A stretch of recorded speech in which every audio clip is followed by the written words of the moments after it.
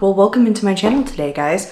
I'm going to be doing speed reviews of all of the products that I had been testing for the month of January. I did like a final roundup on the worst and best makeup of 2022 for all the stuff that I tried through the end of the year. This is all the stuff that I didn't go over from last year that I've been trying more recently. I do have 49 new products to go over. Nobody needs to try that much new makeup, so don't do this at home. But I just enjoy testing new makeup. So I have it broken up into two different categories. I have a box of, I think there's like 18 things here of all the new releases. And then I do have a box of stuff that's not new releases that I just ended up trying because I wanted it, it looked good, whatever. Some brands that I just tried for the first time, like at the end of last year. So without further ado, let's just hop right into it. So you guys, I just have my like big box here. This is the stuff that is the new releases and I'm just gonna go over it first. So I'm just gonna dig into the box and just randomly pull it out in no particular order. So the first one that I have is the Nars Rising Star Cheek Palette. This was a blush palette that launched for holiday. Nars typically comes out with these like each holiday and they come in different limited edition packaging. I do believe this is still available for purchase. This is a 6-pan color story and I actually really like this. This was a really good release from Nars. I've never had a Nars cheek palette before. In fact, I am pretty new to Nars other than their foundations for the year of 2022. And I thought the formulation was really good on this. I thought it was really pigmented. I like that Nars include a really good variety of shades. I have criticisms with other high-end brands that they don't put enough variety in their palettes when they do like all-in-one face palettes, cheek palettes. And so they have to create like 4 or 5 just to grab multiple skin tones. Whereas I think with this one, you can get like, you know, you can go from really light to really dark. So it targets a lot of different skin tones, but I just thought that the formula was very pigmented. It's easy to apply. I find that it's even easy to apply with a very fluffy brush as you see in the cutaway. And I love mixing the shades together. I like that you have one shimmery one right here. So overall, I did think that Nars did a good formulation and I really have been enjoying that. Another cheek palette that was from NYX. This was the Way of the Water collection from Avatar. I actually really liked this. I think that it did get bad reviews on Ulta and it immediately went on sale. As this is like a limited edition, I think it is still available for purchase, but probably not for much longer. And I did do a dedicated video trying on this whole collection and most of it I have in here. I think this was a really good palette for the blushes. I do not like the highlighters. The highlighters are very chunky and mostly like glitter. They're just not my favorite formulation. They're not my favorite finish. I just dug my finger into it and you can kind of see like it's pretty chunky formula. But as far as the blushes go, they are like a putty formula. Like if you depress them, they're not a powder formula, but you get a lot of pigmentation off. And as you can see in the cutaway, I also use a very fluffy brush and I applied it to the side and I get quite a bit of pigmentation. I have seen the reviews on this say that it's hard to pick up with a really fluffy brush. I just didn't find that. I thought this was good. This was my probably favorite thing from this particular collection, but I was reaching for this as like, you know, an everyday palette to put on my blush. And I really didn't find any issues with it. I had been quite enjoying that strange like putty formula on the blushes. No issues with that. I have another new release from NYX that also came with the same collection, was their Fixing Mist. This isn't necessarily marketed as a setting mist, although it does say that it has up to 16 hours hold. I actually liked this from this collection as well. I have used quite a bit of this. The one thing that I don't like about this is it has a directional spray that like you don't know where it's coming out at you. And so like one stream is really hard, but it also has like a lot of mist elsewhere. And so I usually get like all of me like soaking wet when I use this. But the reason that I like it so much and the reason that I was grabbing for it outside of just testing it for the video was that it's actually very like hydrating. I don't think it overly sets my makeup, but I do feel like when I put extra powder on, this is more of a refreshes you, makes you feel less dry and cakey. So I actually thought this was a good one from this collection. The only thing that I don't like is like, it's not the greatest. Like it's pretty cheap and it's kind of hard to get on and off, but you know, I can get over that. Otherwise, I thought it performed really well. I had 2 mascaras. The first one here was from Milani. This was the highly rated mascara. It is a tubing mascara. A lot of people had mentioned they thought that this was like duping the Thrive Cosmetics mascara. I even made the comment that I thought it was very similar to the Maybelline Sky High, and maybe it was kind of like a mixture of both.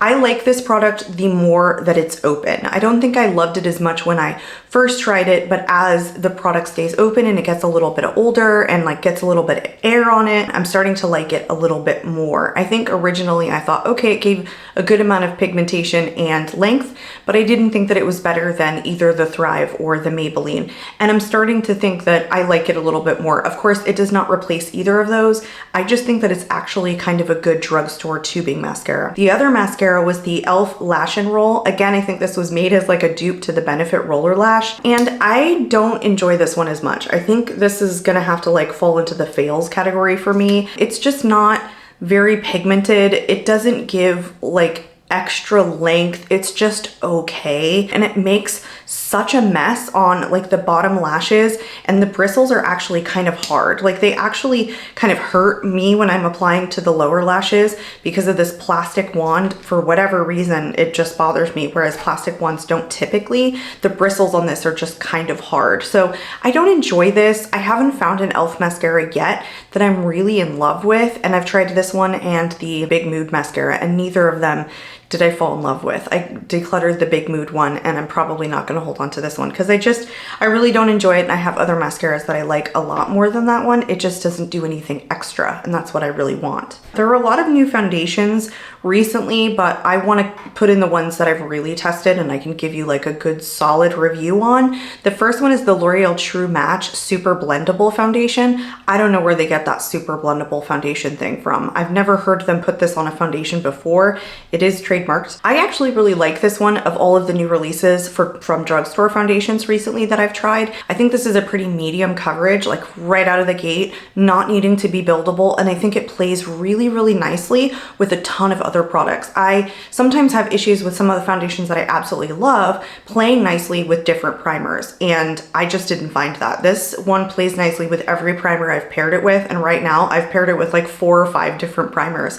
So I'm quite pleased with that, and maybe that's what they mean by super blendable. Otherwise, I don't know. It works just as any other liquid foundation in terms of blendability for me, but I think it's a satin finish foundation with medium coverage, and it lasts a really good amount of time without looking too cakey. And it just, every product that I pair it with, it plays nicely. So that's why I do like that one. Is my favorite drugstore foundation release that I've tried in the last month. I do have a new release from Jouer. This was kind of interesting. I think this was one of their holiday releases. This is supposed to be a bronzer, a blush, and a highlighter in one. I think they have released things like this in the past, a product that's supposed to be versatile. And when I first applied this, I applied it with a very dense brush, and I hated it. It was super muddy. I had a hard time blending it out. When I started applying this with a super fluffy brush, I actually really like it. Do I think that it's a trio in that you can use this for a bronzer, a blush, and a highlighter? Maybe, depending upon your skin tone. Unfortunately for me, it really only works as like a glowy bronzer,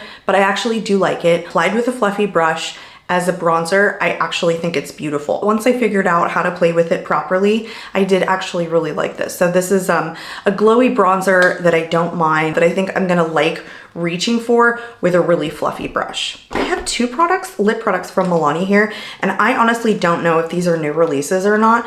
And when I picked these up at the drugstore recently, I thought that they were going to be the matte formula. That's a pretty new release because I haven't tried those, but people were going wild for them. And then when I got them home and I opened them, they're not. They're like balms. And these are so good. Like, why has no one talked about these? No one has mentioned these. As far as I know, everyone was just raving about the matte formula. And honestly, these are just awesome. These remind me of a dupe of the YSL ones that I just love so much. These are the Volupte Rouge Rock and Shines from YSL, and they're pretty expensive, but the Milani ones are like the dupe of that, and I haven't heard anybody talking about them.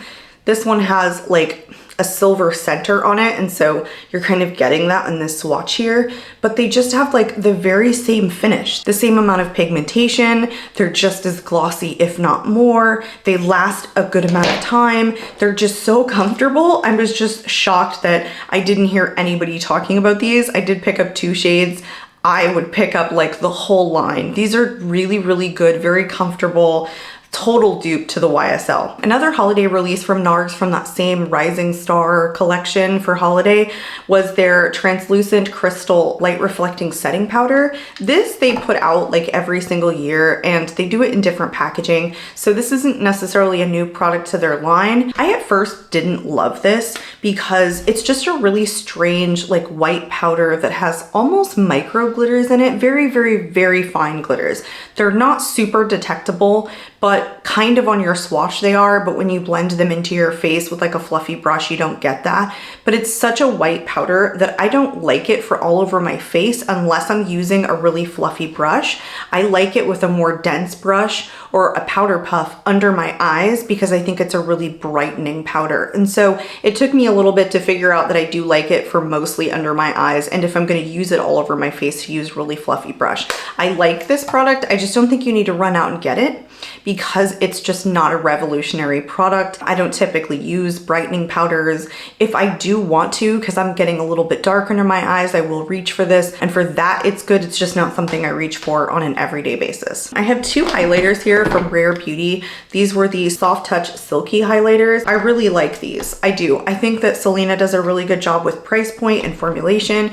These were obviously like super highly sought after, and they went out of stock pretty quickly at Sephora. Here are the two shades that I picked up. So I did pick up Enlighten, which is the lighter, almost like white shade, and then Mesmerize, which is the more pinky shade. I quite enjoy these. I do think that they emphasize my texture a little bit, but they're super blinding. I think that the $25 price point that Selena like stays in the mid-range, and I really do like that. I just think that these are better than some of my other high-end highlighters that I have in my collection. I think I like the Enlighten shade a little bit more. I think the pink emphasizes my texture. I just think that this was a good launch for her permanent line. I do have another foundation here. I think this one was highly anticipated. It's Makeup by Mario's first foundation launch. This one is the SurrealSkin foundation. A lot of people were commenting on like the micro glitters that came in the foundation. As time goes on and I've shaken this product up before application several times now, they're pretty much gone. They're no longer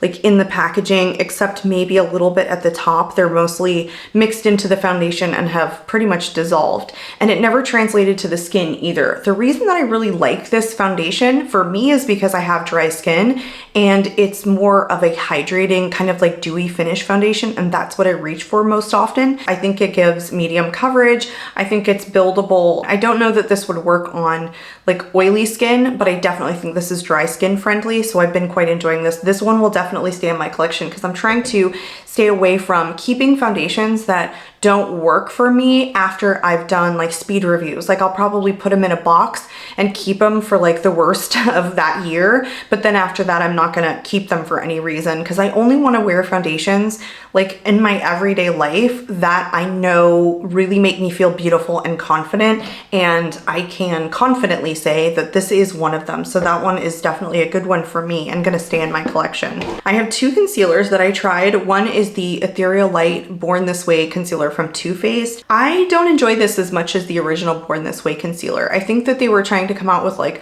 a lighter weight, lighter coverage concealer when they came out with this. It's supposed to be illuminating, smoothing concealer. I just don't think it gives me enough coverage. I always notice that I have pretty dark circles after I use this. I do like the consistency of this, and I like that it's really blendable and that it's lightweight. It's honestly just not enough coverage for me, surprisingly, from Too Faced, where their only other like concealer that I've tried was really, really full coverage. That's just like light to medium and just not enough. The other concealer that I did try that I actually really do like is the Makeup Revolution IRL Filter Finish Soft Matte Concealer. I think this one gives more medium to full coverage. Like I think you can build this up to full coverage, but it's medium on one application. I like that because of this reason, but also it's like super blendable. Like it never creases under my eyes, and I always worry about that with things that are more medium to full coverage, but it's really creamy and it is really long wearing. So I enjoy this one. This one I will definitely keep in my collection. The Too Faced one I probably won't, because I have other ones that are medium coverage concealers that I like better than that one, but this one I really do like, so I enjoy using that one. I have one in here from Tarte, which is the Sculpt Tape Contour Wand. This I love. I actually like this a little bit better than the Charlotte Tilbury because I actually think that this is a more more uncomplicated product. It blends a little bit easier. I can go pretty heavy-handed with it without feeling like I'm making a muddy mess. I do think that the shade on this actually tends to pull a little bit warm, and I think that it should probably have been called a bronzer, but some of you may disagree, and that may change depending upon the shade that you have. I do have mine in the shade Soft Bronze, so maybe that's the reason that it pulls a little bit red or warmer on my face than it does like a neutral tone. But this is just a super nice, like uncomplicated product, easy to apply. I enjoy this one over the Charlotte, and the reason that I do is actually because I think the Charlotte tends to pull too muddy when I first apply it. It's quite dark in the shade that works best for me, which is their lightest shade, and I just think that this one allows me to get a little bit more heavy-handed, and I actually prefer bronzing over contouring, so I like that one a little bit more. One that I do not like is the L'Oreal Prime Lab. This is the Advanced Derm Primer, and this is for redness erasing. They launched 3 or 4 different primers recently, so I picked up this one because this one appealed to me the most. I am always trying to conceal the redness that is on my nose and my chin, but this looks super dry. It looks super dry on my nose even before I get my foundation on, and I don't understand why it looks dry for something that could be like super moisturizing. As far as its ability to neutralize, it didn't neutralize all of my redness. It just wasn't that powerful or impactful. And yeah, doesn't play well in the skin, makes me look dry. Don't understand why that is. I've shaken up the product. You know, it's gotta be brand new, so I don't know, maybe I got a bad one, but I didn't enjoy that. I'm not gonna hold on to that one. I have more from the Way of the Water collection. These are what they call the BioLume sticks, and they are their stick highlighters. I think these are a little bit gimmicky. I don't absolutely love these. It was cool to play around with these in the collection, and I think they were pretty true to the theme of the movie, but I won't wear these on my like everyday basis because they're mostly a punch of sparkles. The one that I do like the most is the yellow one, which is called Sunrise Banshee Ride. It has less sparkle in it, and it actually meshes really nicely with your skin. So this one I was actually reaching for on an everyday basis to like get up and wear to work. But the other two, this pinky one and then this mint green one, just pull really, really sparkly. As far as performance goes, they actually do dry down pretty nicely. So if you do like a sparkly highlighter, or you're just overall like a fan of this collection, I actually think these are pretty cool shades. I'm not necessarily a fan based on the finish of these two, more so a finish of this one. It's just that I don't typically use like colorful highlighters like this. I did buy these for the collection just to try them on, because there are some times where I do like, you know, some colorful ones, especially from like Kaleidos and things like that that are a little bit more shifty. And I think that these are pretty. They're just not something that I would reach for on an everyday basis. Like I said, they're pretty good if you like that sort of thing. I do think that they're good quality. It's just not like my preference to have like a mint green highlighter or a really sparkly pink highlighter. The thing that I have here is a lipstick from Kiko Milano. I have been picking up quite a bit of like the new Kiko Milano releases because they seem to have like rebranded in a way, and they took out a lot of their old products, put them on sale, and have been launching like a lot of new releases for holiday and then like Valentine's Day. And so I've been picking them up. One of the ones that I picked up was the Joyful Holiday Sparkling Lipstick. It's one of my first lip products that actually has like sparkles inside of the bullet. I just thought it was really pretty. The sparkles actually translate to your lips, so you do look like you have a sparkling lip. I thought it was a really creamy formula. It's really long lasting. This lipstick in my collection is quite unique. I don't have another like red sparkling lip, and I noticed that they actually have quite a few of these. I did buy a couple pieces from their Valentine's collection, and in there they also have like a pink sparkling lip, and I do have that, but I haven't tried it yet, so I'm excited to try that. So I actually think this was really good formulation. I like that you could see the sparkles in it, and it was like really fun to play with, and it's a nice like burgundy shade, which if I'm gonna go for like a darker like vampy look, I like burgundy. I do have 2 more matte lipsticks that I purchased from that same Way of the Water collection from NYX.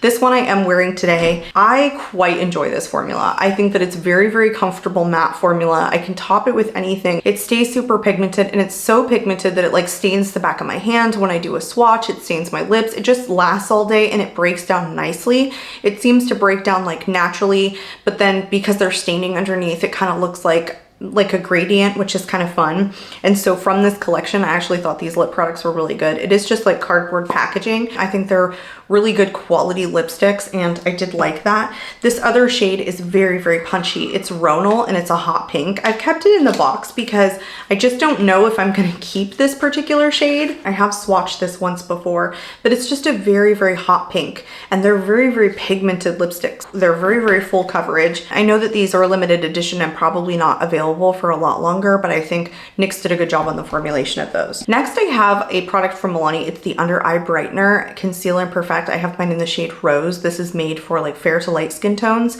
And I think I may have talked about this in my wrap up of like the 2022 makeup that I tried, but I don't know why it was in the box. So we'll just go over it again. I think I wanted to continue testing it because I think I just put it in the like just okay makeup for 2022. And even in this video, when I'm applying it, I just don't notice that it does anything for me. Like it doesn't make that much of a difference. It just seems like an extra step. Maybe I have like pretty dark under eyes and I need something more heavy to like conceal it. I just don't find that this does anything. So every time I put it on, I kind of feel like I just wasted my time like with this step. I think it plays nicely under foundation and under concealer. I never find that this is like heavy, so heavy that putting this under concealer causes my concealer to crease. I just don't think it does anything, and I want it to do something. So even though this is lightweight and lightweight is nice, it just doesn't work. I have no idea why I picked this up, but I got lip balm from Winky Lux. This is in Sorbet. It's really fun. Like it has 3 different colors in it, and I do like to put on like a balm like when I'm filming, right before I'm filming, so that like my lips get a little bit hydrated as I start putting on lipstick. And I think this was kind of cool. Like you can see the colors like actually translate in 3 different shades.